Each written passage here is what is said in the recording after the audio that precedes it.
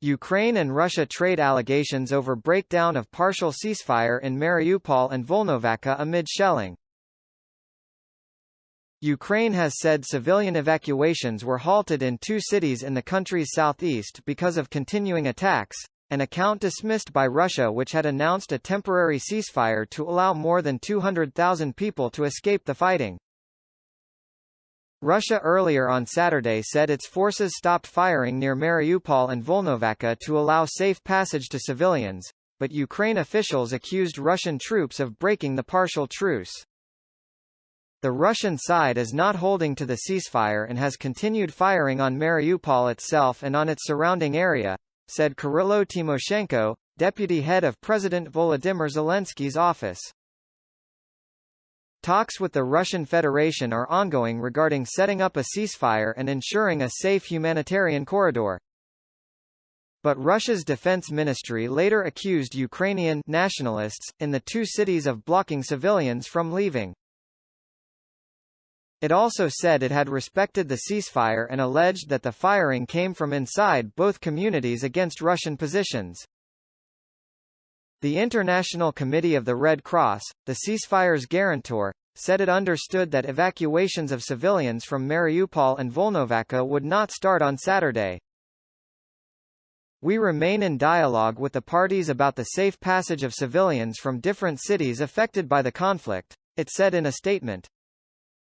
The scenes in Mariupol and in other cities today are heartbreaking.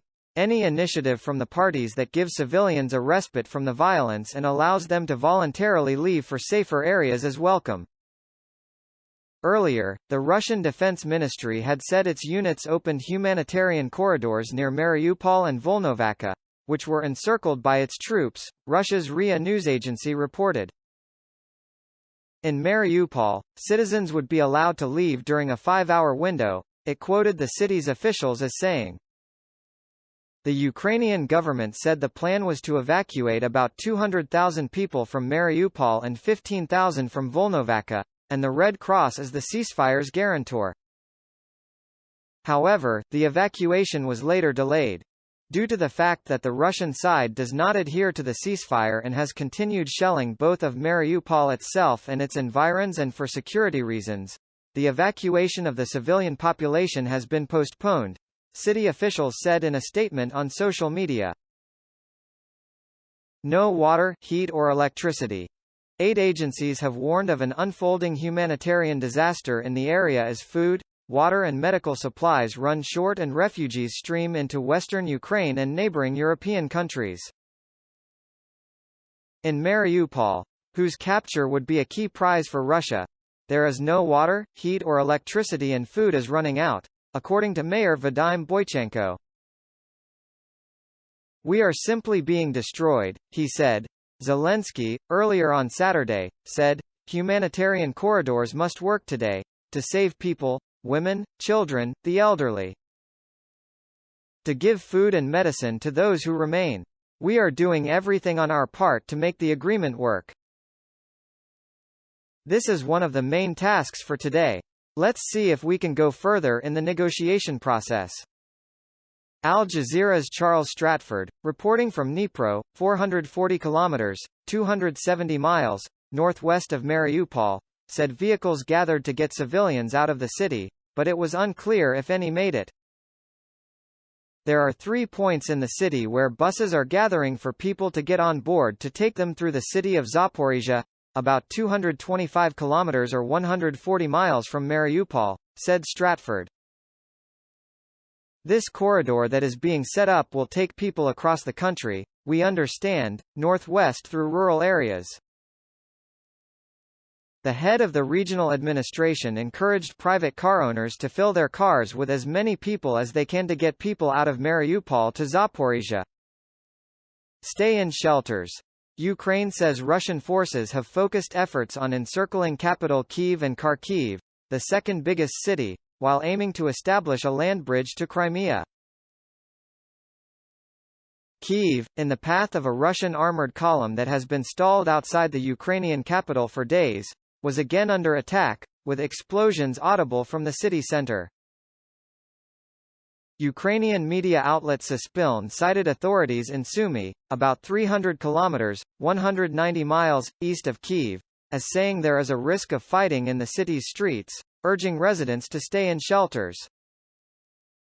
Mariupol had become the scene of growing misery amid days of shelling that knocked out power and most phone service and raised the prospect of food and water shortages for hundreds of thousands of people in freezing weather.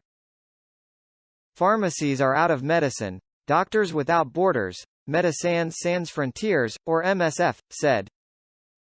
A top official there said the ceasefire had been scheduled to last until 4 p.m., 1400 Greenwich Mean Time, and an evacuation was to begin at 11 a.m., 9 o'clock Greenwich Mean Time. President Vladimir Putin's invasion of Ukraine has drawn almost universal condemnation, and many countries have imposed heavy sanctions as the West balances punishment with avoiding a widening of the conflict. Moscow denies targeting civilians in Ukraine and says its aim is to disarm its neighbor, counter what it views as NATO aggression, and capture leaders it calls neo-Nazis.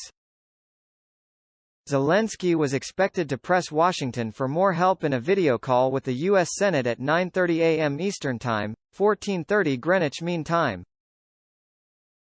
The United States is weighing cuts to imports of Russian oil and ways to minimize the effect on global supplies.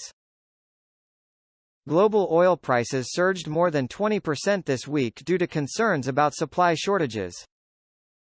Authorities in the Ukrainian port city of Mariupol have said an evacuation of civilians has been postponed because Russian forces encircling the city were not respecting an agreed ceasefire. In a statement, the city council asked residents to return to shelters in the city and wait for further information on evacuation.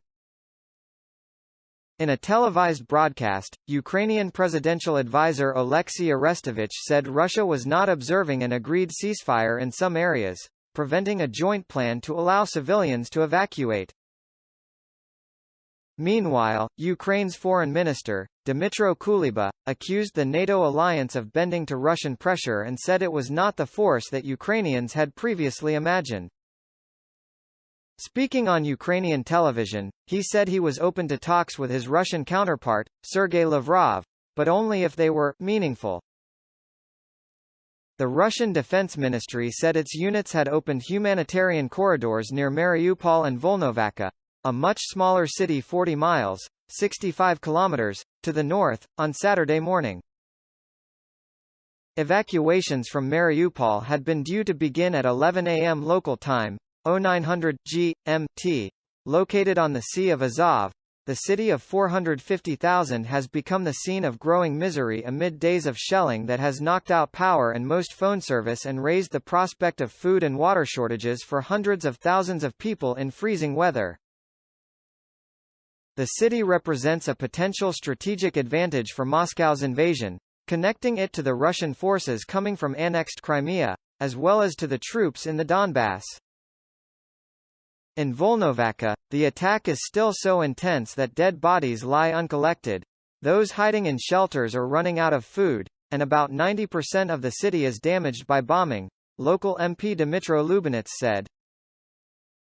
Before the postponement, the Ukrainian government said the plan was to evacuate about 200,000 people from Mariupol and 15,000 from Volnovakha, and that the Red Cross would act as the ceasefire's guarantor.